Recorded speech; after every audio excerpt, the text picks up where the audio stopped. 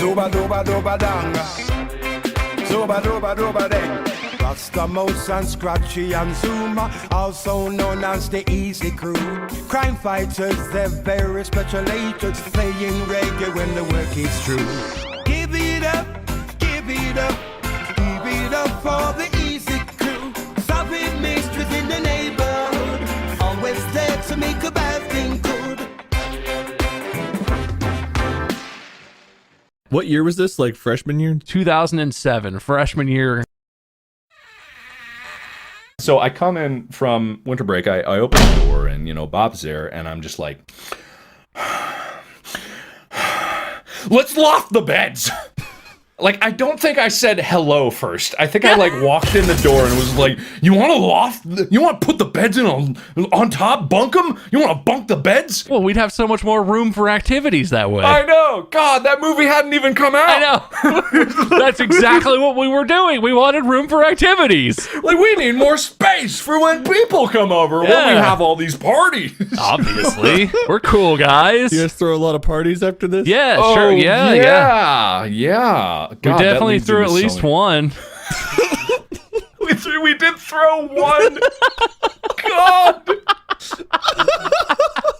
Great. I can't wait to hear how worth it this was. So Mark enters, and so our current setup, we basically split the room in half, right? But it's not that big of a room. Like, if we were standing shoulder to shoulder, we'd probably take up the whole width of the center of that room. Yeah. So, if you bunk one bed on top of the other, you get like a quarter of the room. But the way the beds are supposed to go together when you bunk them, you're supposed to, one, lower the height of the bed that goes on top, because when they're on the floor, the bed is like all the way up on the highest setting it can go, right? So you can put stuff under it. Okay. But if you leave it like that and then put it on top of another bed, there's like maybe a foot between the bed and the ceiling. Yeah, really, like legitimately. So you're supposed to change that, but that required like tools or, I don't know, knowledge.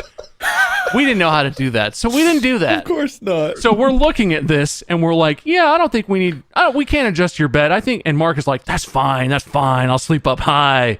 Good air up high. It'll be fine. Good air. Like, we get past that hurdle. The other thing about this is, other than the fact that you're supposed to, one, ask for permission and two, ask for help from adults, there's supposed to be a thick metal pin in each of the four legs that lock it in place so that they can't slip off. That seems crucially important, Sure right? does. And then we're looking and we're like, all right, metal pins. We don't have metal pins. And I don't know, I think it was you, Mark. I gotta give credit where it's due.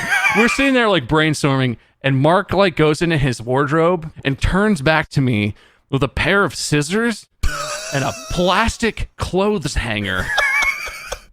And is like, if we just snip this straight part of this clothes hanger, it's like metal pins.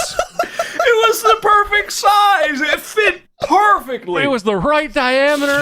It has, I'm pretty sure, plastic clothes hangers you can snap with your bare hands have the same tensile and shear strength as metal pins. So like, yeah, he looks at me and of course he holds up the scissors and then the thing, and I look at him and I'm like, perfect. How big do you think they need to be? Let's do this. No hesitation at all. Oh, Jesus. Yeah. Oh. And my favorite part of this whole thing, we eyeball them to the same-ish length, set them all in. We hoist the bed up really precariously, set it on the pins. One of the four pins was like half an inch longer than the other ones, and it was half an inch too long. Yep.